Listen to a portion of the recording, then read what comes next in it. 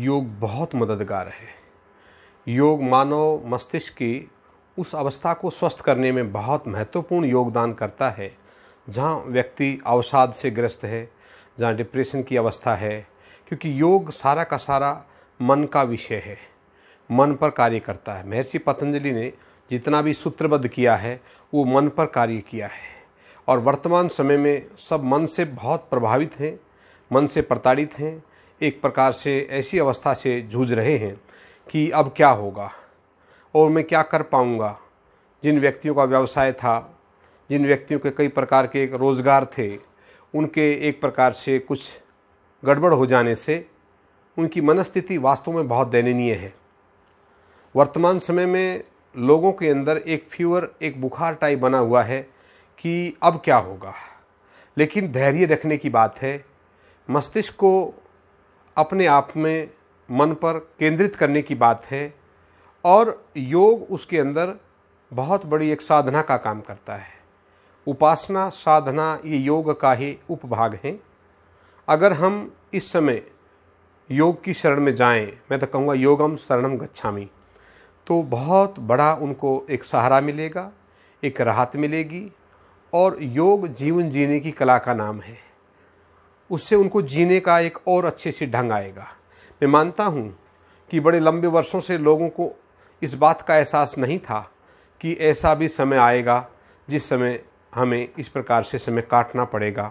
जीव जंतु बाहर होंगे और मनुष्य अंदर होंगे, लेकिन उसका अंदर होने का मतलब ये नहीं कि हम अपने आप को हार मान जाएं। हम सब कोरोना के ऊपर विजय पाएंगे और उसके गहराई में योग की साधना है। योग एक प्रकार से जोड़ने का काम करता है मन को तन से, श्वास से। जब एकाग्र होकर किसी भी कार्य में लगनशील होकर के हम करते हैं तो निसंदेह उसके अंदर विजय हासिल होती है। योगा कर्मशु कौशलम, हम अपने कार्य में कुशलता हासिल करके हम विजय पाएंगे। और समत्वम योग उच्यते, गीता के अंदर जिस समय अर्जुन का मोह भंग हो रहा था उस समय वही अवस्था थी जैसे आज वर्तमान समय में हो रही है। एक निराशा है, एक हताशा है, एक अवसाद है। उस दौरान भी योगीराज कृष्ण जी महाराज ने यही एक संदेश दिया था, कल जिसको हम उपभोग कर रहे थे कल किसी और का होगा, जो आज हम भोग कर रहे हैं वो कल किसी और का होगा। हमने कुछ लेकर आए थे, न कुछ लेकर जाना है, तो फिर चिंता किस बात की, कष्ट किस बात का। योगस्थ कुरु कर्माणि संग त्यक्त्वा धनंजय सिद्धे सिद्ध्या समभूत्वा सुमत्वम योग उच्यते। हे पार्थ, हे कौन्ते, आप योगस्थ होकर केवल कर्म कीजिए, केवल कर्म कीजिए। आप बिल्कुल भी चिंता मत कीजिए कि मुझे करना क्या है, इसके मिलेगा क्या, होगा क्या। मेरे सामने मेरे मामा हैं, मेरा परिवार खड़ा है, मेरे मित्र हैं, मेरे रिश्तेदार हैं, मैं उन पर हथियार उठाऊंगा। ऐसी अवस्था अवसादग्रस्त थी अर्जुन की।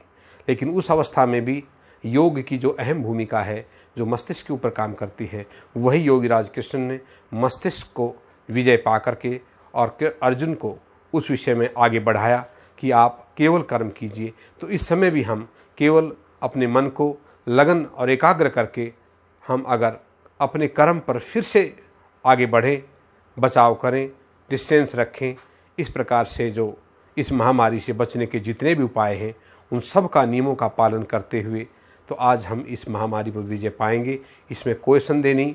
योग के अंदर यम और नियम दो ऐसे सार्थक, बहुत महत्वपूर्ण दो पग हैं जिसके माध्यम से व्यक्ति एक प्रकार से जीना सीखता है और इस संसार के अंदर कैसे रहना है वो यम नियम के माध्यम से आप सब परिचित होंगे। अहिंसा, सत्य, अस्तेय, ब्रह्मचर्य, अपरिग्रह, शौच, संतोष, तप, स्वाध्याय, ईश्वर प्रणिधान, ये 5 ऐसे उपांग हैं योग के जिसके माध्यम से इंसान के अंदर से तनाव मुक्त होने लगता है, इंसान गुस्से पर विजय पा जाता है और इंसान, मानव एक प्रकार से इस महामारी पर भी अपने आप को विजय पा लेता है।